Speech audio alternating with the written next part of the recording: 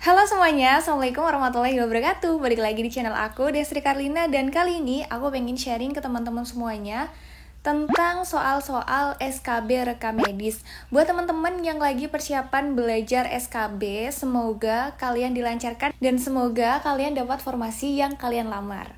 Oke, langsung aja. Soal yang pertama, jangan lupa kita lihat pertanyaannya terlebih dahulu. Untuk menjaga mutu pelayanan di tempat tersebut, apa yang dilakukan pertama kali ketika pasien datang? Kita tandai dulu. Dan soalnya adalah, tempat pendaftaran pasien adalah tempat di mana kontak pertama kali antara pasien dengan rumah sakit. Di tempat ini, timbul kesan pertama pasien merasakan apakah pelayanan rumah sakit baik atau tidak. Oleh karena itu, mutu pelayanan di tempat ini harus selalu terjaga. Jadi untuk menjaga mutu pelayanan di tempat tersebut, yaitu di tempat pendaftaran, apa yang dilakukan pertama kali ketika pasien datang? Oke, teman-teman bisa pilih jawabannya mulai dari sekarang. Yang A, menempatkan petugas pendaftaran yang masih muda. B, membuat nomor antrian untuk ketertiban pendaftaran. C, mengganti komputer pendaftaran dengan yang baru. D, membuat sasaran mutu terkait sikap petugas pendaftaran. Kemudian yang E adalah menempatkan petugas keamanan. Nah, di sini perlu kita tandai teman-teman. Jadi inti dari soal ini adalah kesan pertama pasien, yaitu rumah sakit itu baik atau tidak. Jadi langkah apa yang kita lakukan sebagai perekam medis? Apakah kita menempatkan petugas pendaftaran yang masih muda? Nah, ini terlalu subjektif ya, karena nggak selalu petugas pendaftaran yang masih muda memberikan kesan yang baik. Jadi bukan tentang usianya lebih muda atau lebih tua, dia bisa melayani dan memberikan kesan yang baik, itu nggak mesti gitu ya teman-teman. Jadi yang A ini kurang tepat dipilih. Kemudian membuat nomor antrian untuk ketertiban pendaftaran, ini tidak masuk faktor utama, walaupun ini adalah faktor penentu ya, tapi bukan faktor yang paling utama. Ini bukan faktor yang utama. Mengganti komputer pendaftaran dengan yang baru, ini juga sama dengan membuat nomor antrian, faktor penentu tapi bukan faktor utama. Kemudian yang D, membuat sasaran mutu terkait sikap petugas pendaftaran. Oke, teman-teman dipikirkan yang D. Kemudian yang E adalah menempatkan petugas keamanan. Ini juga sama. Yang E, yang B, yang C ini sama, jadi jawabannya adalah yang D. Membuat sasaran mutu terkait sikap petugas pendaftaran. Jadi di sini kan yang ditanyakan adalah kesannya bagaimana, baik atau tidak. Berarti kita perlu membuat sasaran mutu terkait sikap yang menunjukkan kesan yang baik bagi pasien. Jadi untuk pembahasannya adalah yang D. Menjaga mutu pelayanan di bagian pendaftaran.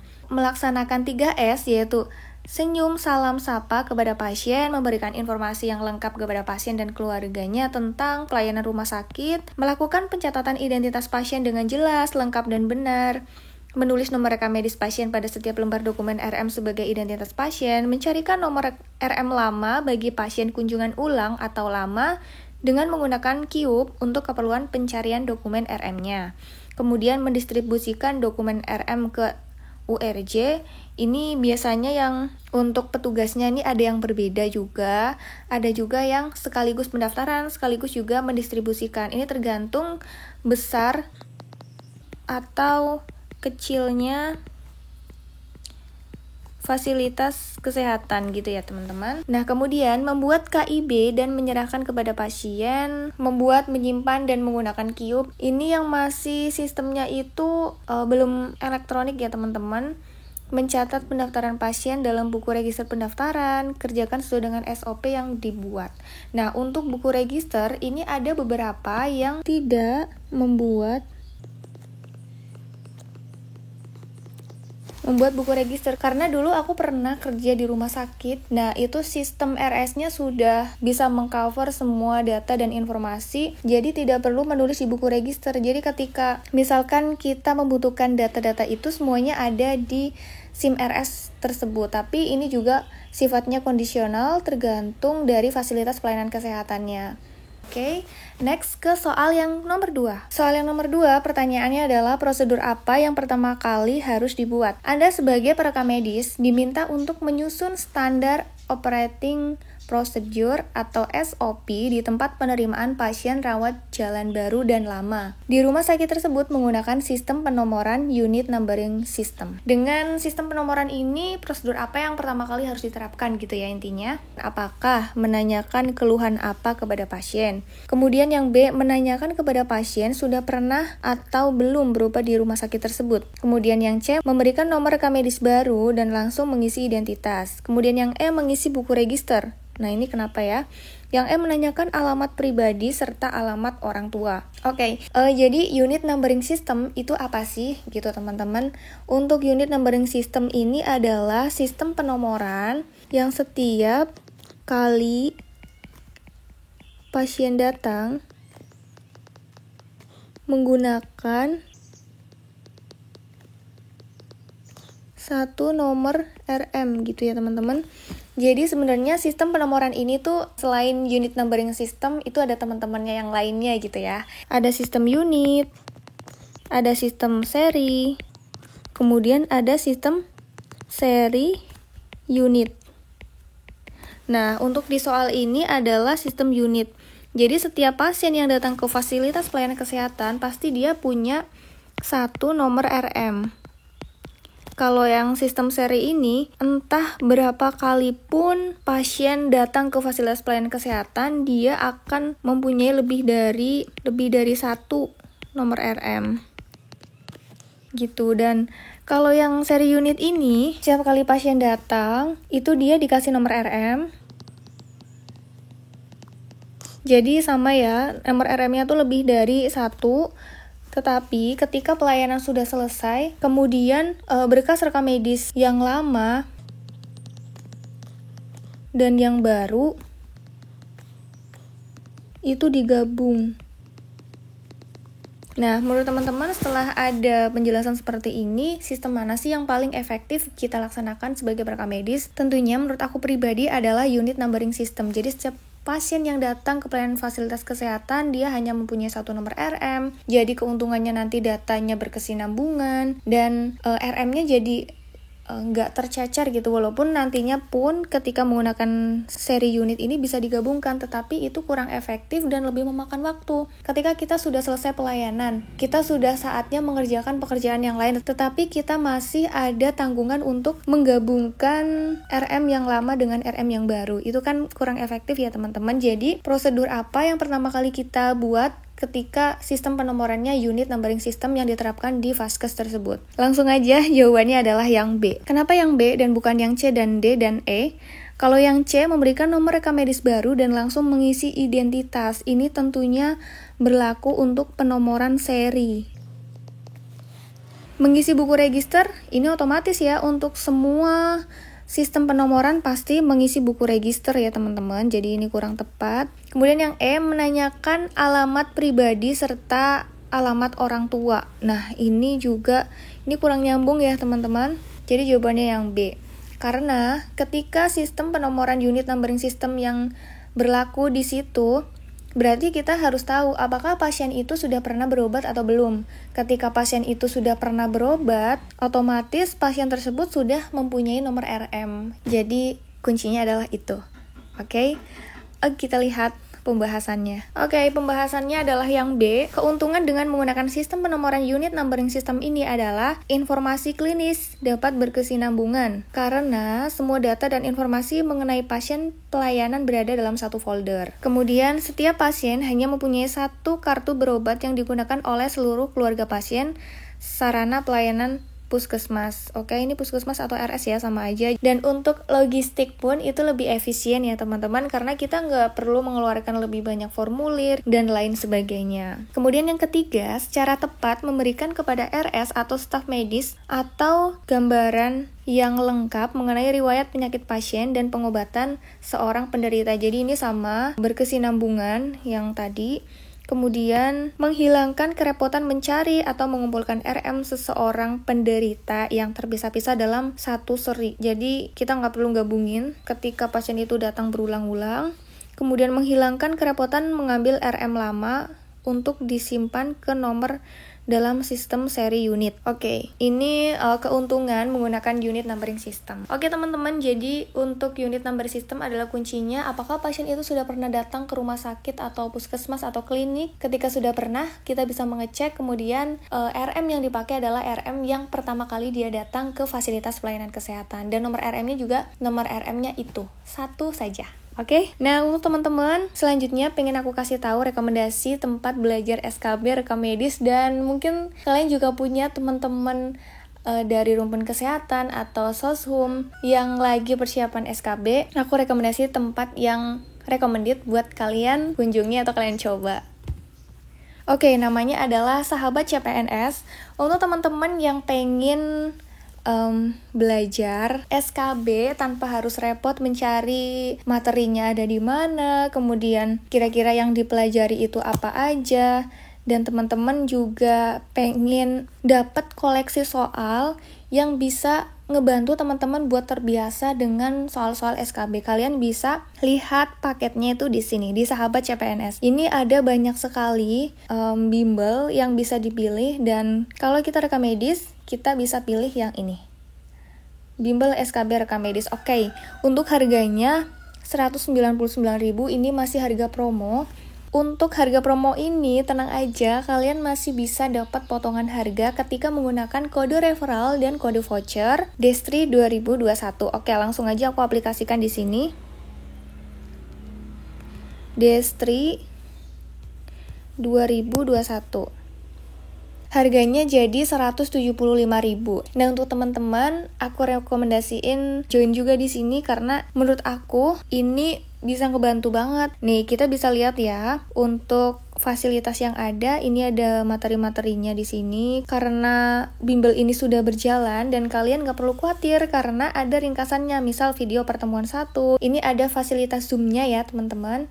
Yaitu video pertemuan 2, pertemuan 3, pertemuan 4, pertemuan 5. Dan kalian juga bisa belajar mengenai kesehatan umum di sini, nggak cuma ada rekam medis. Karena berdasarkan pengalaman yang aku punya ketika tes SKB dulu, itu 30% itu mengenai kesehatan umum dan 70%-nya itu mengenai tentang rekam medis. Jadi teman-teman yang bingung belajar tentang kesehatan umum tuh yang apa aja sih? Nah, di sini udah disiapin dan udah direkomendasiin soal-soal yang bisa kalian pelajari. Oke, teman-teman, di sini juga ada soal latihannya, lumayan bisa kita pelajari dan sekaligus ada pembahasannya tentunya.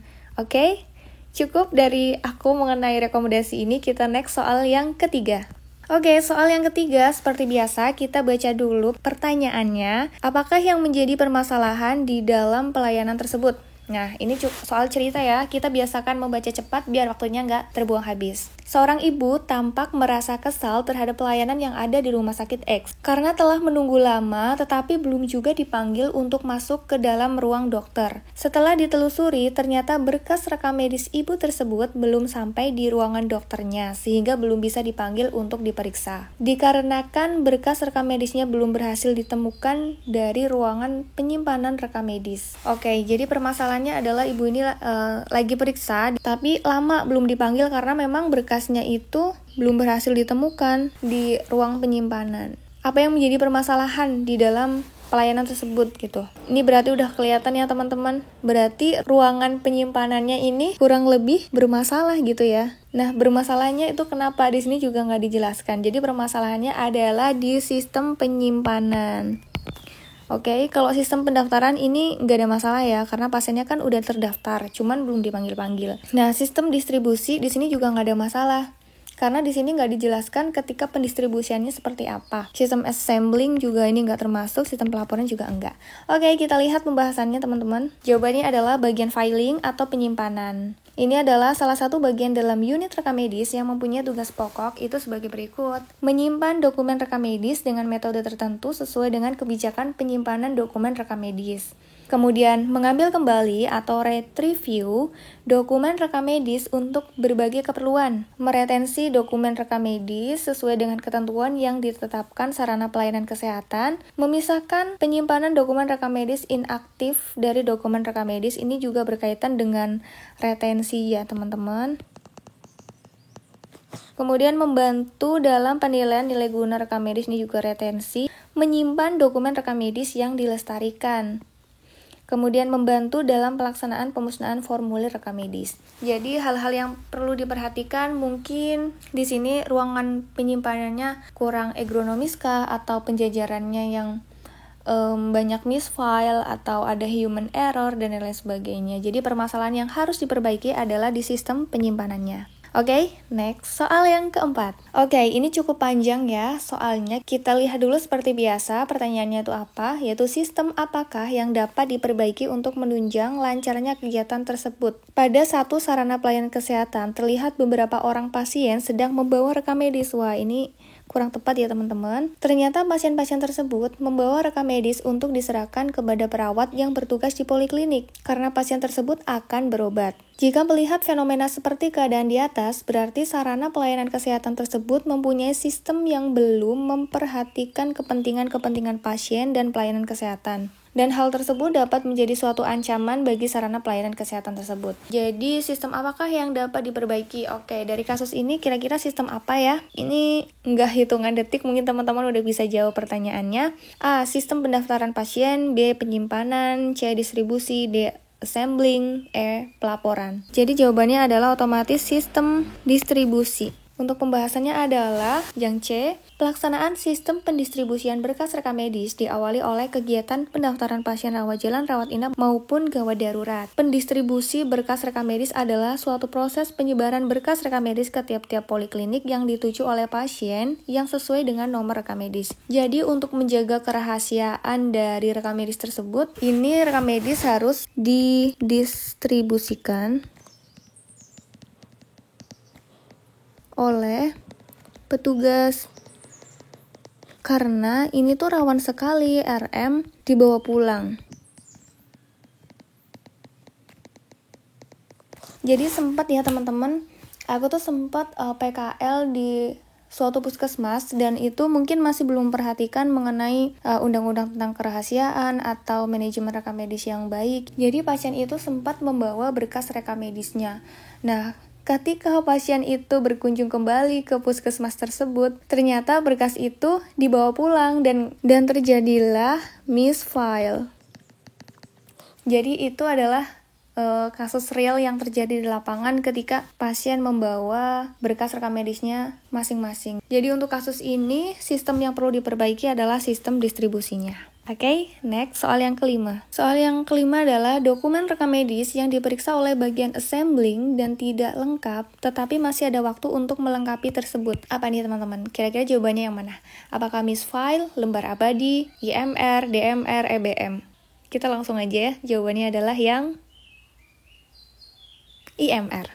Oke, apakah kalian benar juga memilih yang C? Kita lihat pembahasannya. Pembahasannya adalah IMR adalah Incomplete Medical Record, tingkat ketidaklengkapan dokumen rekam medis atau Incomplete Medical Record. Nah, ini dengan cara menghitung jumlah dokumen rekam medis yang tidak lengkap dibagi jumlah dokumen rekam medis yang diterima pada periode waktu tertentu dikalikan 100%. Ketika ada DRM yang tidak lengkap, kemudian masih ada waktu nih untuk melengkapi dokumen rekam medis tersebut, itu namanya IMR atau Incomplete Medical Record. Untuk pronunciation-nya, menurut guru bahasa Inggris itu records ya teman-teman, bukan record. Kalau record itu adalah kata kerja, tapi karena ini adalah kata benda, jadi record.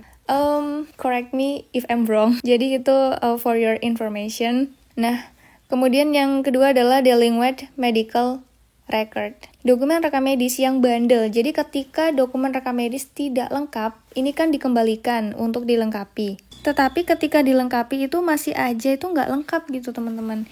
Jadi bisa disebut bandel. Masih belum terisi lengkap meskipun telah diteliti kembali oleh unit yang mengirim dokumen. Batas penyerahan untuk Delinquent Medical Record adalah 2 kali 48 jam. Presentasinya adalah jumlah dokumen rekam medis yang bandel dibagi jumlah pasien pulang kemudian dikalikan 100%. Oke, kemudian yang EBM. Ini juga kurang familiar ya di aku pribadi, tapi aku bakal ngasih informasi ini ke teman-teman. Jadi evidence based medicine berarti dokter dalam hal ini praktisi kedokteran menggunakan data ilmiah terbaik yang tersedia. Bila dokter diberi latihan 7 kriteria pendokumentasian klinis yang berkualitas tinggi, kualitas mereka akan meningkat. Jika dokter dan praktisi lain menggunakan 7 kriteria ini berarti telah mempraktikkan evidence-based documentation. Jadi yang terakhir ini kebalikannya dari IMR dan DMR ya teman-teman. Kurang lebih seperti itu. Untuk misfile nggak perlu dijelaskan juga ya, karena teman-teman juga udah ngerti. Kalau lembar abadi ini juga baru aku dengar ya. Kira-kira apa maksudnya lembar abadi? Oh, mungkin ini adalah DRM dengan nilai guna. Nah, biasanya kalau misal kita retensi, itu ada menilai lembar-lembar yang perlu diabadikan gitu kan. Kayak lembar penting seperti info consent, formulir kelahiran bayi, dan lain-lainnya. Itu bisa jadi masuk di lembar abadi. Cuman istilah ini kadang kurang familiar juga di lapangan. Gitu teman-teman. Kalau misal kalian ada informasi yang lebih detail, kalian bisa tulis mengenai apa yang kalian tahu di kolom komentar. Oke? Next, soal yang keenam. Soal yang keenam, seorang pasien yang datang ke rumah sakit untuk mendapatkan pelayanan di satu atau lebih fasilitas rumah sakit. Karena tidak dirawat atau dalam home care patient disebut juga dengan, kira-kira jawabannya yang mana? Apakah kalian familiar dengan istilah-istilah yang ada di sini? Apakah hospital patient, hospital inpatient, inpatient admission, hospital outpatient, atau inpatient discharge? Jawabannya adalah, teman-teman bisa pilih terlebih dahulu, kemudian kita lihat nanti jawabannya apa. Jawabannya adalah yang D, hospital outpatient. Kita lihat pembahasannya teman-teman. Jadi pembahasannya adalah kata kunci nih. Patient itu artinya adalah pasien, kemudian inpatient artinya rawat inap, outpatient artinya rawat jalan, dan admission artinya penerimaan, dan hospital ya itu adalah rumah sakit gitu ya. Nah, di sini kan tidak dirawat atau dalam home care patient. Berarti dia tidak dirawat. Berarti kan sama dengan rajal ya teman-teman, rawat jalan. Berarti outpatient. Jawabannya yang D. Oke, cukup jelas. Next, soal yang terakhir. Oke, soal yang terakhir kita lihat dulu pertanyaannya. Bagian mana yang bisa bekerja sama dengan hal kasus di atas? Anda sebagai petugas assembling yang salah satu tugasnya adalah mengelola formulir-formulir rekam medis serta merencanakan pengadaan formulir rekam medis. Dalam hal ini, petugas assembling tidak bisa bekerja sendiri, harus bekerja sama dengan bagian lain yang ada di lingkungan rumah sakit. Kira-kira bekerja sama siapa ya? Apakah sama apoteker? Apakah dengan tata usaha? Apakah dengan percetakan pihak ketiga? Panitia rekam medis atau logistik. Ini sekilas rada ambigu juga ya. Apakah kita itu langsung nih menghubungi percetakan? Apakah kita nanya dulu nih logistik ke bagian logistik? Karena ini kan berkaitan dengan anggaran juga ya. Kita merencanakan, kita percetakan kira-kira ada anggarannya apa enggak gitu. Kemudian apakah kita ke panitia rekam medis? Jadi kira-kira jawabannya yang mana teman-teman? Kalau misal ke apotek ini enggak ya. Kalau ke tata usaha ini menurut aku lebih ke bagian kayak pengurusan sesuatu ya. Kayak misal pengurusan kepegawaian gitu. Jadi ini enggak, di antara tiga ini manakah jawaban yang paling benar? Kita lihat dulu pembahasannya. Check it out. Nah, ternyata jawabannya adalah yang D. Kenapa yang D? Kita tandai dulu. Karena panitia rekam medis menurut Depkes 1999 mempunyai tugas menentukan standar dan kebijakan pelayanan, mengusulkan bentuk formulir rekam medis. Nah, ini teman-teman, mengusulkan upaya yang perlu dalam penanggulangan pelayanan rekam medis, menganalisis tingkat kualitas informasi dan rekam medis di rumah sakit, kemudian menentukan jadwal dan materi rapat rutin panitia rekam medis. Jadi, yang disebut panitia rekam medis adalah pihak yang mengordinir tentang, kalau secara kasarannya tuh gitu ya. Jadi ini kayak lebih ke pihak yang mengordinir tentang pelaksanaan rekam medis. Misalkan di sini untuk DRM kan banyak ya teman-teman, ada pendaftaran. Sorry ya teman-teman kalau tulisannya tuh lagi jelek gitu. Kemudian ada coding juga, ada assembling, ada filing, ada yang lain-lainnya gitu teman-teman.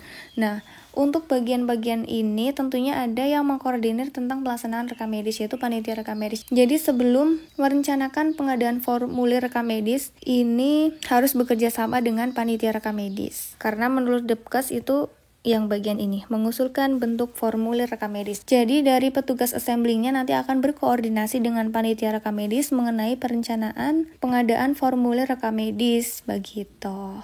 Gitu teman-teman untuk pembahasan kali ini. Semoga soal-soal tentang SKB rekam medis ini dengan tema manajemen unit kerja rekam medis ini bermanfaat buat teman-teman semuanya. Dan semoga persiapannya makin matang lagi. Sukses terus untuk kalian semua. Dan jangan lupa tunggu video selanjutnya mengenai soal-soal SKB rekam medis. Dan makasih udah nonton video ini sampai habis. See you!